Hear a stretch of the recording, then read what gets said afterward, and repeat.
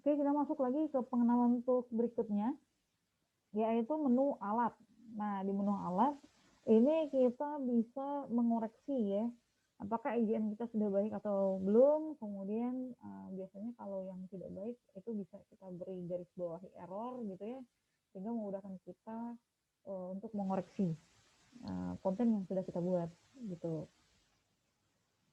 Nah, yang paling penting di menu ini itu ada setelan aksesibilitas. Ini sangat bermanfaat bagi para tunanetra ya, karena di Google Slide ini memungkinkan kita untuk melakukan kolaborasi. Tinggal diberi centang saja di bagian aktifkan dukungan pembaca layar, aktifkan dukungan Braille, atau aktifkan pengumuman kolaborator yang memungkinkan kita membangun konten dengan orang lain dan ini bermanfaat buat atau memudahkan untuk para tunanetra.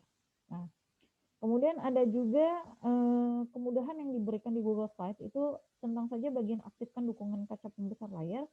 Jadi kalau misalnya kalian punya gadget atau device yang ukurannya kecil, sehingga ketika akan membuka Google Slide itu tampilannya kecil gitu ya, itu bisa dilakukan sentuh layar dan kemudian memperbesar tulisan di dalam slide kita. Nah, jika setelannya sudah di setting sedemikian rupa, baru klik OK. Oke. Berikutnya adalah menu add-on. Nah, menu add-on ini yang paling penting dan menurut saya cukup menarik. Kenapa? Karena di add-on ini memungkinkan kalian melakukan kolaborasi dengan beberapa platform sekaligus untuk memperkaya konten kalian. Kalau di menu sebelumnya, di pengenalan tool, saya menjelaskan tentang adanya kolaborasi atau insert media ya, baik itu gambar, teks atau audio dan video.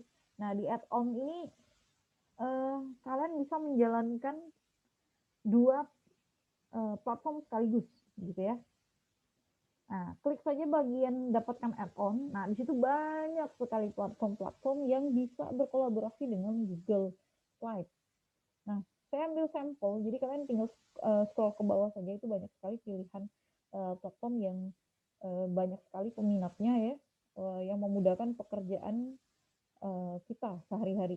Nah, salah satu platform yang digemari itu adalah Lucidchart, di mana ini adalah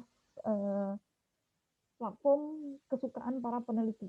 Nah, di mana kita bisa buat diagram secara otomatis ya, dengan template yang menarik, kemudian dengan sangat mudah, fitur-fiturnya lengkap juga ya, sehingga memudahkan para peneliti ini untuk menyajikan data hasil penelitian mereka dalam bentuk chart seperti itu.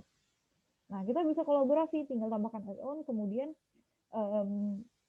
menambahkan akun dari Lucidchart itu, kemudian sisipkan ke dalam slide yang akan kita gunakan untuk menjelaskan chart yang kita buat di Lucidchart. Misalnya seperti itu. Nah, itu bisa dicek-cek saja, banyak platform yang bermanfaat yang bisa berkolaborasi dengan Google Slide. Sehingga tampilan slide kita lebih menarik.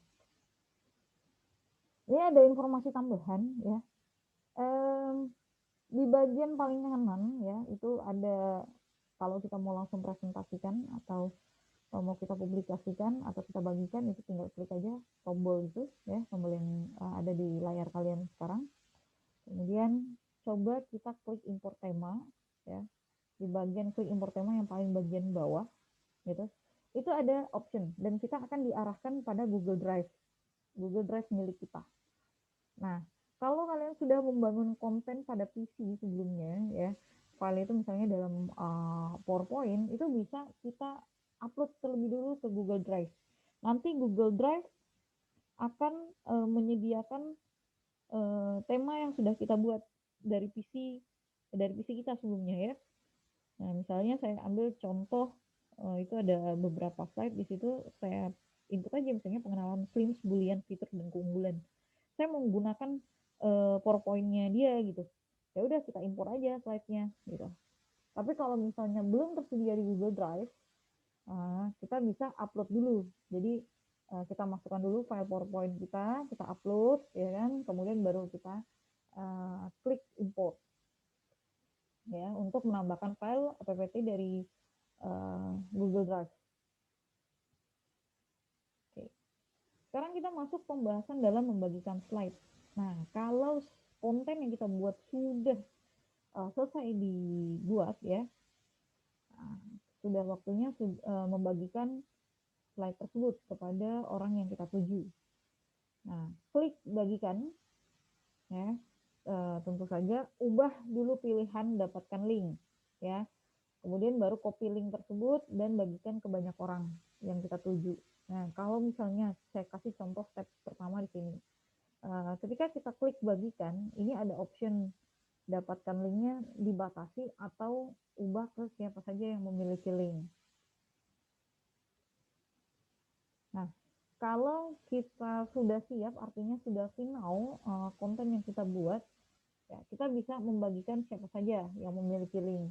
Jadi nanti tinggal copy linknya, kemudian kita sebarkan.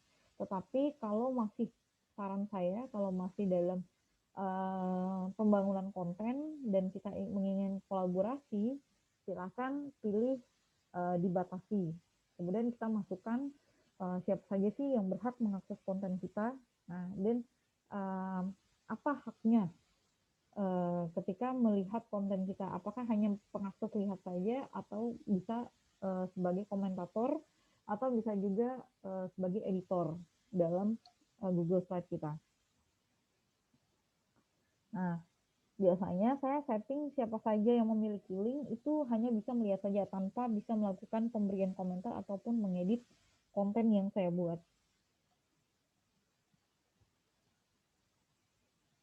Nah, ini adalah kolaborasi membangun konten yang memungkinkan beberapa orang itu bersama-sama dengan kita membangun satu slide materi.